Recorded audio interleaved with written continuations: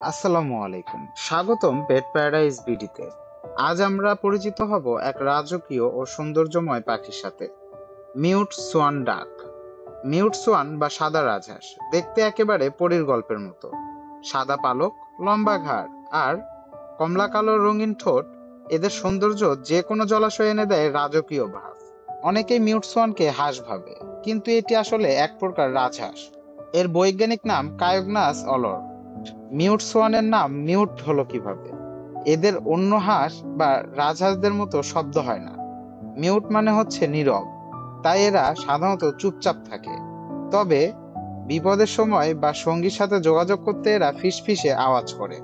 এদের মূলত ইউরোপ ও এশিয়ার কিছু দেশে দেখা যায়। বাংলাদেশে সাধারণত এদের পাওয়া যায় না, তবে কিছু পোষা প্রাণীর খামারে বা প্রাইভেট কালেকশনের মাঝে মাঝে এদেরকে দেখা যায়।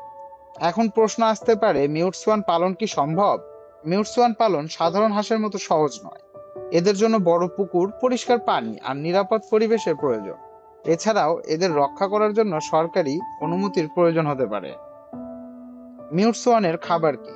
এরা জলজ গাছপালা, ঘাস, শস্য আর মাঝে মাঝে ছোট মাছ বা পোকামাকড় খায়।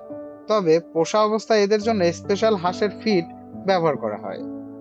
মিউট সোয়ানের দাম কেমন? মিউট সোয়ান সাধারণত বাংলাদেশের বাজারে খুবই বিরল।